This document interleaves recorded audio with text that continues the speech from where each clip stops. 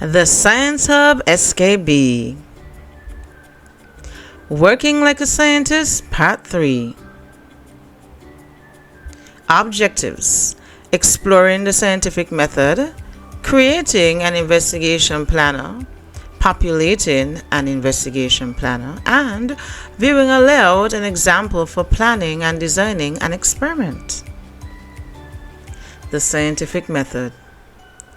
The scientific method describes the steps that a scientist goes through to investigate a question. It can be summarized by the steps below.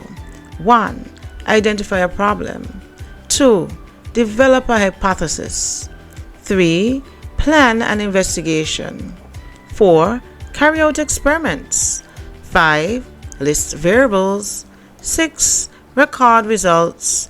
7. Draw a conclusion or conclusions.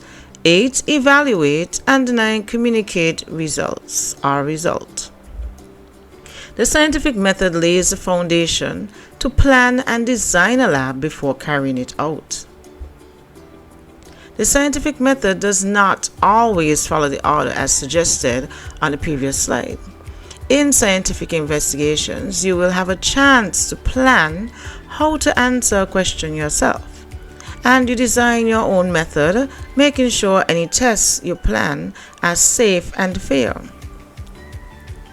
Planning a whole investigation can be difficult, so it is a good idea to use an investigation planner to remind you of the questions you should be thinking about and to help you deal with the variables involved, such like the one on the right. Questions for the investigative planner. You want to ask yourself these questions to help you plan your investigation. Like 1. What am I trying to find out? 2. What do I think will happen or predict it? Why do I think this will happen? 3. What am I going to change or manipulate each time? Now this is your independent variable. 4. What am I going to judge or measure each time? This is your dependent variable. 5. What will I keep the same each time to make it a fair test? These are your control variables. 6. How will I carry out my tests? And how many values for my independent variable will I choose to test? 7. Is my plan safe? Could anything go wrong and somebody get hurt? 8. What equipment will I need? 9. How many readings will I need to take?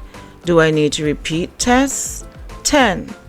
What is the best way to show my results? Do I use a table, a bar chart, or a line graph? Here is the layout for planning and designing a lab.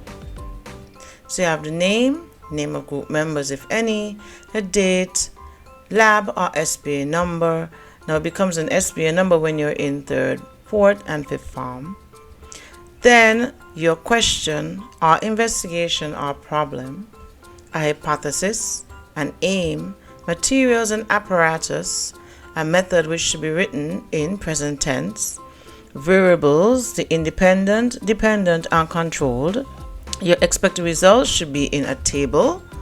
And lastly, you can either write assumptions, precautions, or limitations for your lab.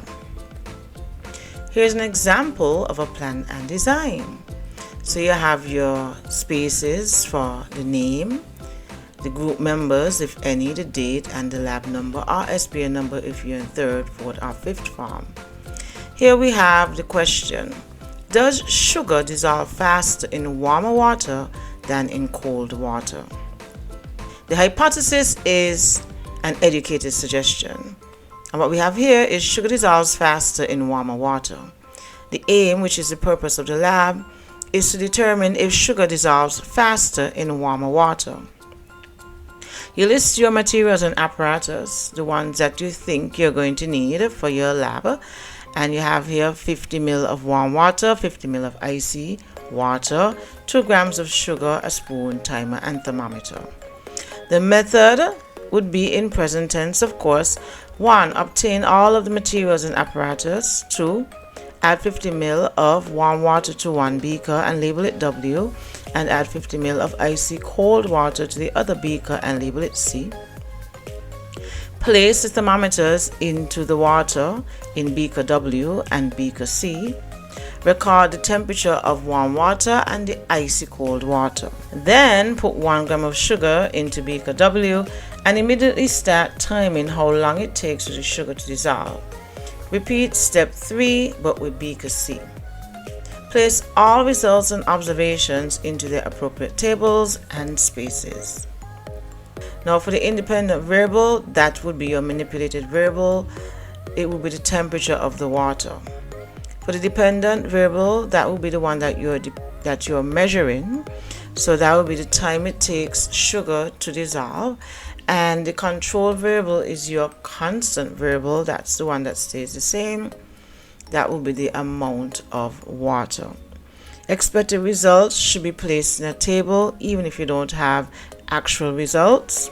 This table indicates how you expect to tabulate your results.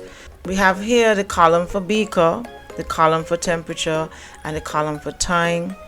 If there are measurements in a column, then you place the units within the column that has the name of the measurement, so you don't have to write the units multiple times, as you can see for column 2 and 3.